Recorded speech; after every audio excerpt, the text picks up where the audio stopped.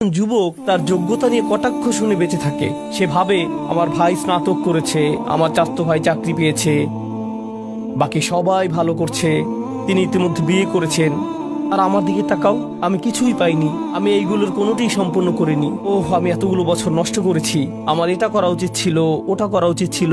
সবাই আমাকে বলে আমি একজন পরাজিত, আমি অবশ্যই একজন পরাজিত।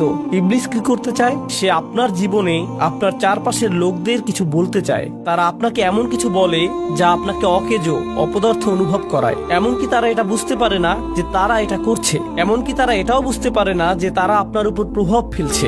যখন আপনি ভাবতে শুরু করেন, হ্যাঁ হয়তো আমি মূল্যহীন, হয়তো আপনি জানেন না যে আমি এত এত বড় নই, আমি কেউ নই, এবং আপনি জানেন যদি আপনি একবার নিজেকে মূল্যায়ন করার ক্ষেত্রে কম আত্মসম্মান অনুভব করেন, তখন আপনি সব সময় নিজেকে এমনই অনুভব করবেন। তখন সব সময় আপনি নিজেকে মূল্যহীন ভাবার জন্য অন্যের মূল্যায়ন বা অনুমোদন দেওয়ার প্রয়োজন পড়বে। যদি অন্য কেউ আপনাকে মূল্য দেয়, যদি অন্য কেউ আপনাকে অনুমোদন করে, শুধু তখনই আপনি নিজেকে মূল্যবান ভাবতে পারেন। তাই আমি সব সময় যেখানেই যাই নিজের ছবি তুলি, ফিল্টারের মাধ্যমে সবকিছু ঠিকঠাক করে অনলাইনে পোস্ট করি, এবং আমি অপেক্ষা করতে থাকি কেউ আমাকে লাইক দিল কিনা, কেউ আমাকে লাভ রিয়েক্ট দিল কিনা, অথবা মাশাআল্লাহ বা অন্য কিছু কমেন্ট করলো কিনা। কারণ যদি কেউ আমাকে এগুলো দেয়, তখনই আমি মনে করি আমার একটু ভ্যালু আছে।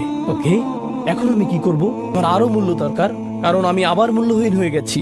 আমি 2 দিন ধরে কোনো কিছুই পোস্ট করিনি, আমাকে আবার ফিরে আসতে হবে, আমাকে আবার বুঝতে হবে কেউ আমাকে মর্যাদা দিচ্ছে। যখন আপনি নিজেকে নিজের মূল্য দিবেন না, তখন আপনি সব সময় অন্য জায়গা থেকে মূল্য পেতে চাইবেন, সব সময় চাইবেন অন্যরা আপনাকে মূল্যায়ন করুক, সব সময় অন্যদের কমপ্লিমেন্টের জন্য তাকিয়ে থাকবেন। যদি কেউ আপনাকে দেখে কিছু না বলে, আপনি তাকে বারবার জিজ্ঞেস করবেন আপনার কি মনে হয় এই বিষয়ে, আপনার ওই বিষয়ে কি মনে হচ্ছে, আপনি এটা নিয়ে কি ভাবছেন, আপনি ওটা নিয়ে কি ভাবছেন। কারণ আপনি অন্যদের মতামত ছাড়া নিজেকে অপদার্থ মনে করেন, এবং এভাবে আপনি ভয় পান।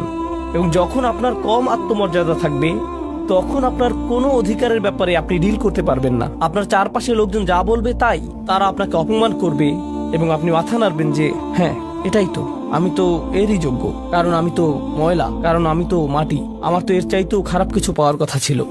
যাই হোক না কেন, মাঝে মাঝে এমন কিছু মানুষ আসে এবং বলে তুমি জানো তুমি তো কুকুরের চাইতেও খারাপ আচরণ ডিজার্ভ করো, তোমার তো খুশি হওয়া উচিত যে আমি তোমার সাথে এমন কোন আচরণ করিনি, তুমি তো ভাগ্যবান যে তুমি এর চাইতে ভালো আচরণই পেয়েছো। এবং আপনি যদি এই ধরনের কথা অনেকবার শুনতে থাকেন, তখন কি হবে? আপনি এগুলো দ্বারা প্রভাবিত হতে শুরু করবেন। কারণ মানুষ যদি প্রথমে কিছু প্রত্যাখ্যান করেও, যদি সে এগুলো অনেক বেশি সময় ধরে শুনতে থাকে, আপনি এর দ্বারা প্রভাবিত হবেনই। আপনি এগুলো আপনার ভিতরে দেখতে শুরু করেন, আপনি আপনার মধ্যে অন্যদের জন্য, এমনকি নিজের জন্য বিদ্বেষ তৈরি করতে শুরু করবেন, এবং তারপরে আপনি কেবল আপনার ভিতরে এই প্রতিশোধ সবসময় অনুভব করবেন। তখন নিজের মতামতের চাইতেও অন্যের মতামতকে গুরুত্ব দিতে শুরু করবেন। আমার কথা তেমন ভালো না, অন্য সবার কথা ভালো, নিজেকে বোঝা মনে হবে, কারণ আপনি কাউকে কিছু দিতে পারছেন না।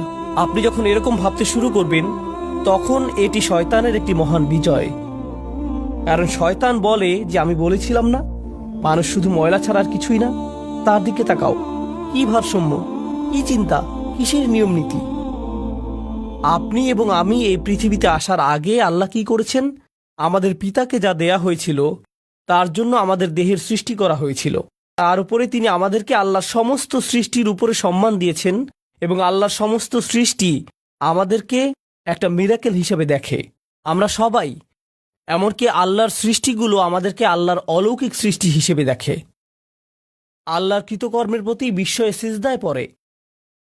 এখন বেহেশতের ফেরেশতারা এমনকি আদমের প্রতি ইমপ্রেস,